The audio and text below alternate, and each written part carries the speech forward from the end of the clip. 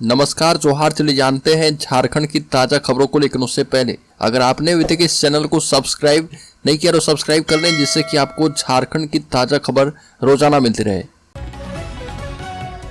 सबसे पहली खबर, न्योता मिला तो राम मंदिर उद्घाटन में जाएंगे मुख्यमंत्री हेमंत सोरेन। झारखंड के मुख्यमंत्री हेमंत सोरेन ने इस कार्यक्रम में शामिल होने की इच्छा जताई है और कहा कि अगर उन्हें निमंत्रण दिया जाएगा तो वह राम मंदिर के उद्घाटन समारोह में जरूर शामिल होंगे। अयोध्या में अगले साल 22 जनवरी को राम मंदिर की भव्य प्राण प्रतिष्ठा होनी है और इस कार्यक्रम में शामिल होने के लिए सियासत से लेकर खेल जगत के बड़े बड़े हस्तियों को न्योता दिया गया है। इंडिया गठबंधन के नेताओं ने इस कार्यक्रम में शामिल होने से साफ मना कर दिया है। इसी बीच झारखंड के मुख्यमंत्री हेमंत सोरेन ने इस कार्यक्रम में शामिल होने की इच्छा जताई है और कहा कि अगर उन्हें निमंत्रण दिया जाएगा तो वो राम मंदिर के उद्घाटन समारोह में जरूर शामिल होंगे। अगली को, राज्य में हेमंत सरकार के 4 साल हुए पूरे भव्य कार्यक्रम का आयोजन जारी होगा। रिपोर्ट कार्ड, 4500 करोड़ की 350 योजनाओं की सौगात। झारखंड में हेमंत सरकार अपनी चौथी वर्षगांठ मना रही है। रांची के मोराबादी मैदान में मुख्यमंत्री हेमंत सोरेन करीब 4500 करोड़ रुपए की योजनाओं का उद्घाटन और शिलान्यास करेंगे। राज्य सरकार अपने 4 साल के कामकाज का लेखा जोखा पेश करेगी। हेमंत सरकार का रिपोर्ट कार्ड भी जारी किया जाना है और सरकार आपके द्वार के तीसरे चरण का समापन भी आज ही होगा। अगली खबर, सिमडेगा में अपराध घटे, सड़क दुर्घटना बढ़ चुकी है। नशे की वजह से बढ़ रहे हादसे, बढ़ते उग्रवाद की घटना भी बड़ी चिंता। साल 2023 में सिमडेगा जिले में अपराध के मामले कम हुए हैं, लेकिन सड़क दुर्घटना से होने वाली मौत के मामले भी बढ़ गए हैं। आंकड़ों के मुताबिक सिमडेगा में पिछले वर्ष 2022 की तुलना में वर्ष 2023 में अपराध नियंत्रण को लेकर बेहतर काम हुआ है। अपराध तो घटे, लेकिन जिले में दुर्घटनाओं के मामले बढ़ गए हैं। दुर्घटनाओं की सबसे बड़ी वजह नशा माना जा रहा और अगर आंकड़ों पर गौर करें तो 2022 में हत्या की घटना 50 हुई, जबकि 2023 में यह घटकर 36 रही। 2022 में डकैती के 2 मामले सामने आए, जबकि 2023 में यह आंकड़ा 1 पर ही रहा। बड़ी खबर, राज्य के रांची जिले में सुकरो उराइन हत्याकांड में नया मोड़। पति ने पड़ोसी किराएदार पर डोरंडा थाने में किया केस दर्ज। डोरंडा थाना क्षेत्र के बड़ा घाघरा में सुकरो उराइन हत्याकांड में नया मोड़ सामने आया है। इस मामले में सुकरो उराइन के पति नेल्सन टोपने ने अपने पड़ोस में रहने वाले किराएदार जीतवाहन होरे के विरुद्ध हत्या की प्राथमिकी दर्ज करवाई है और इधर घटना के बाद से आरोपी जीतवाहन होरे फरार है। नेल्सन टोपनो सिमडेगा के कोलेबिरा का रहने वाला है। दर्ज प्राथमिकी में नेल्सन ने कहा कि 12 नवंबर को ही वो अपनी पत्नी को छोड़कर धान काटने के लिए अपने घर सिमडेगा गया हुआ था। 27 दिसंबर को डोरंडा थाने की पुलिस से उन्हें सूचना मिली कि उसकी पत्नी सुकरो की हत्या कर दी गई है। अगली को, चुटिया पावर हाउस के पास रेलवे ओवरब्रिज को धरातल पर उतारने के लिए दोबारा नए तरीके से पहल शुरू कर दी गई है। आरोपी निर्माण के दौरान किसी का घर ना टूटे, इसे ध्यान में रखते हुए राज्य सरकार ब्रिज के डिजाइन में नए तरीके से बदलाव कर रही है। नया डिजाइन फाइनल होते ही इसे राज्य रेल डिवीजन को भेजा जाएगा, जिस पर रेलवे को निर्णय लेना है। तमाम पहलुओं का अध्ययन करने के बाद रेलवे द्वारा डिजाइन को मंजूरी देते ही आरोपी के निर्माण की दिशा में कार्रवाई शुरू कर दी जाएगी। उल्लेखनीय कि 1 माह पहले रेल मंत्री अश्विनी वैष्णव रांची आए थे। 4 महीने में पूरा कचरा हटा दिया जाएगा। मरीन ड्राइव डंपिंग यार्ड से हर दिन 200 टन कचरे का हो रहा निस्तारण। जमशेदपुर में मरीन ड्राइव कचरा डंपिंग यार्ड में कचरे का ट्रीटमेंट शुरू हो गया है। हर दिन यहाँ पर 200 मीट्रिक टन कचरे का ट्रीटमेंट किया जा रहा और जमशेदपुर अधिसूचित क्षेत्र समिति की ओर से कचरे का ट्रीटमेंट करने का काम पुणे की कंपनी गुरु रामदास कंस्ट्रक्शन कंपनी को सौंपा गया है। तो कंपनी की ओर से क्रशिंग मशीन लगाई गई है। मशीन में खाद, प्लास्टिक और वेस्ट मटेरियल को अलग अलग किया जा रहा। कचरे के निस्तारण पर जेएनसी 5 करोड़ रुपए खर्च कर रही है और पिछले 3 माह से मशीन का उपयोग बिजली नहीं होने के चलते पड़ा हुआ था। अगली खबर, राज्य के जमशेदपुर जिले में सोशल मीडिया प्लेटफॉर्म एक्स पर पुलवामा जैसे आतंकी हमले दोहराने की धमकी देने के आरोप में सहारनपुर पुलिस द्वारा जेल भेजे गए मोहम्मद तलहा मजहर का पता असली है या फिर नकली, इसका पता चल नहीं पाया है। कपाली थानेदार संदीप चौहान ने तलहा मजहर की तस्वीर लेकर मित्तल नगर, इस्लाम नगर, गौस नगर की गलियों में वहां के मुखिया वार्ड मेंबर से छानबीन की है, लेकिन किसी ने भी युवक के बारे में कोई जानकारी नहीं दी। सभी का कहना था कि यह कपाली एरिया का हो ही नहीं सकता, ये अभी यहाँ पर नहीं रह रहा। बड़ी खबर, झारखंड में विधानसभा चुनाव होने में भले ही 1 वर्ष शेष है, लेकिन मुख्यमंत्री हेमंत सोरेन राज्य में फिर अपनी सरकार बनाने को लेकर आश्वस्त है। सरकार के 4 वर्ष पूरे होने पर वो आत्मविश्वास से लबरेज नजर आए। दावा किया कि 2024 में भी झारखंड में सरकार बनाएंगे और जहां सड़क, पुल, पुलिया नहीं है वहां हम पहुंच रहे। आरोप लगाने वाले लोग उन कामों के नीचे बुरी तरह दब जाएंगे और विपक्ष के कुछ साथी तो हमारी सरकार बनने के कुछ घंटे बाद से ही हमें गिरा रहे थे। वो हमारी चिंता नहीं करें। हम आदिवासी जरूर है पर बेवकूफ नहीं है। बड़ी खबर, हेमंत सरकार जहां अपने 4 वर्ष पूरा होने के अवसर पर भव्य रूप से मनाने इसे जा रही है, वहीं भाजपा ने एक दिन पहले सरकार के विरुद्ध चार्जशीट आरोप पत्र जारी किया। हरमो स्थित पार्टी कार्यालय में आरोप पत्र जारी करते हुए भाजपा के प्रदेश अध्यक्ष सह राज्य के पूर्व मुख्यमंत्री बाबूलाल मरांडी ने सरकार को निकम्मा बताते हुए कहा कि यह सरकार किसी भी मोर्चे पर सफल नहीं रही है और इस सरकार को फाइल फोल्डर वाली सरकार बताया। बाबूलाल ने मुख्यमंत्री हेमंत सोरेन पर हमलावर होते हुए आरोप लगाया कि ईडी के द्वारा अफसरों पर मुकदमा करने वाली फाइल उनकी अलमारी की शोभा बढ़ा रही है।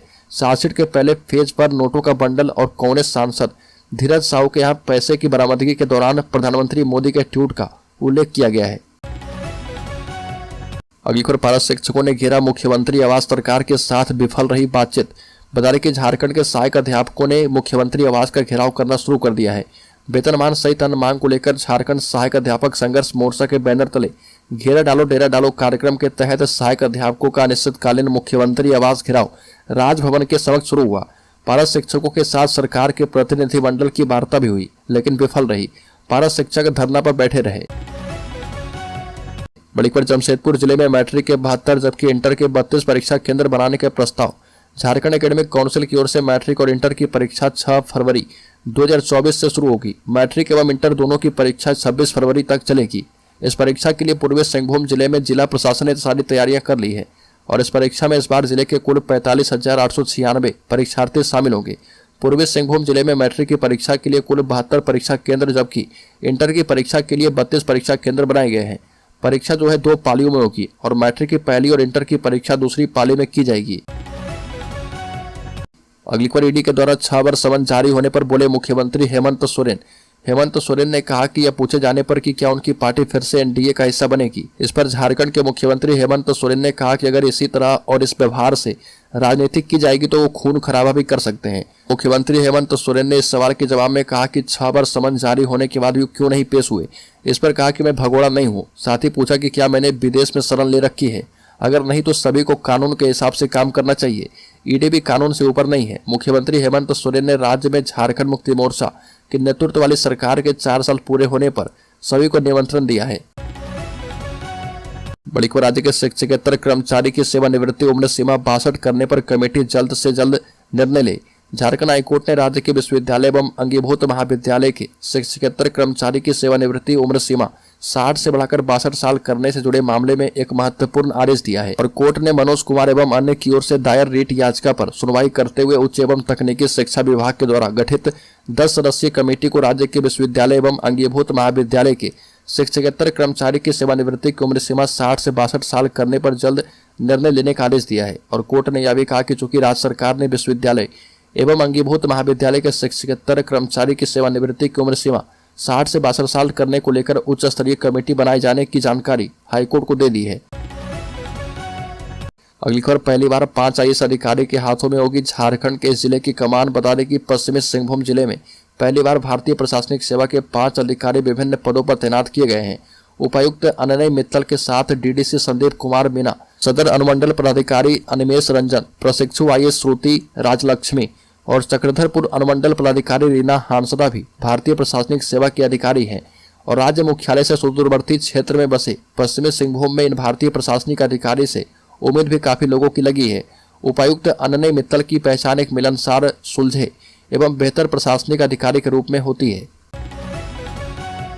अगली खबर, देवघर के सांसद डॉक्टर निशिकांत दुबे सहित 3-4 अज्ञात पर मवेशी भगाने एवं बांग्लादेशी कहने का आरोप लगाते हुए केस दर्ज किया गया।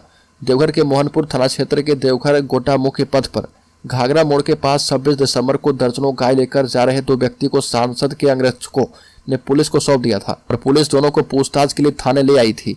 बाद में दोनों को छोड़ दिया गया। सूचना है कि इस मामले में पुलिस ने अरेस्ट में लिए गए एक व्यक्ति के बयान पर गोड्डा सांसद डॉक्टर निशिकांत दुबे सहित अन्य उनके कुछ समर्थकों पर एफआईआर दर्ज कर लिया गया है। हालांकि इस मामले में पुलिस की ओर से अब तक कोई आधिकारिक बयान दर्ज नहीं किया गया है।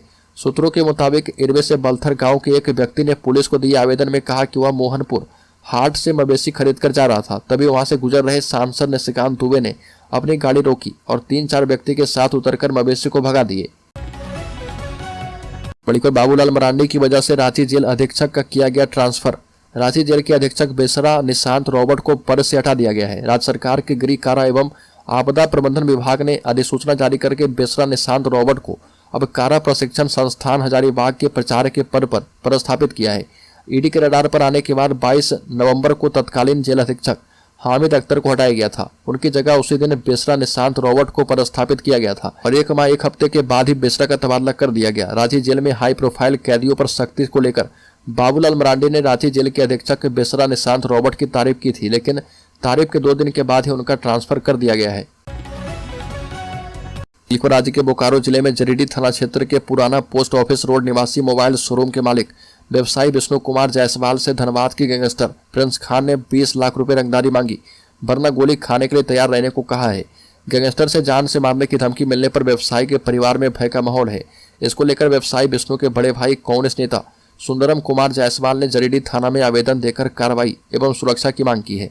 शिकायत मिलते ही जरीडी पुलिस जांच में जुट गई है। सुंदरम ने बताया कि व्हाट्सएप के जरिए लगातार धमकियां दी जा रही है और पहले दिन का मैसेज के बाद लगातार मैसेज आ रहे हैं।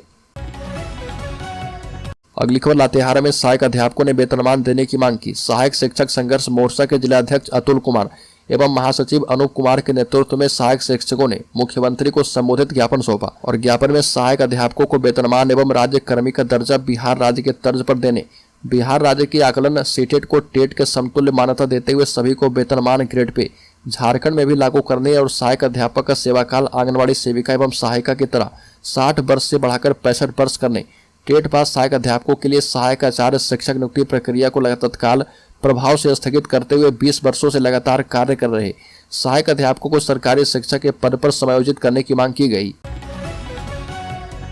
अगली खबर कांग्रेस के वरिष्ठ नेता और व्यवसायी बूंदेल प्रसाद यादव का निधन। कोडरमा के वरिष्ठ कांग्रेसी नेता सह व्यवसायी कोडरमा प्रखंड अंतर्गत ग्राम खरकोटा निवासी बूंदेल प्रसाद यादव का निधन हो गया। ट्रांसपोर्ट जगत में राजनीति में भी अच्छी पकड़ माने जाते थे और ये वसुंधरा बस के मालिक थे। उनके निधन की खबर से शहर में एक शोक की लहर दौड़ गई है। इनके पार्थिव शरीर का अंतिम दर्शन करने के लिए अन्नपूर्णा देवी, केंद्रीय शिक्षा राज्य मंत्री भारत सरकार नीरा यादव, पूर्व शिक्षा मंत्री झारखंड सरकार उनके आवास पहुंचे और शोक संवेदना प्रकट करते हुए परिजनों को ढांढस बनाया। और नीरा यादव ने कहा कि मेरे ऊपर से एक अभिभावक का साया उठ गया है। इनके निधन से मैं व्यक्तिगत रूप से काफी मर्माहत हूँ। कई गण्यमान्य इस दौरान मौजूद थे और कोडरमा स्थित उनके आवास पहुंचे थे। इनका दाह संस्कार बरसोतियाबार स्थित अखौती मुक्ति धाम में किया गया और इनके निधन के बाद कांग्रेस के जिलाध्यक्ष भागीरथ पासवान, प्रदेश सचिव मनोज सहाय पिंकू, पूर्व जिलाध्यक्ष निर्मल कुमार ओझा सहित अन्य नेताओं ने गहरी शोक संवेदना व्यक्त की है।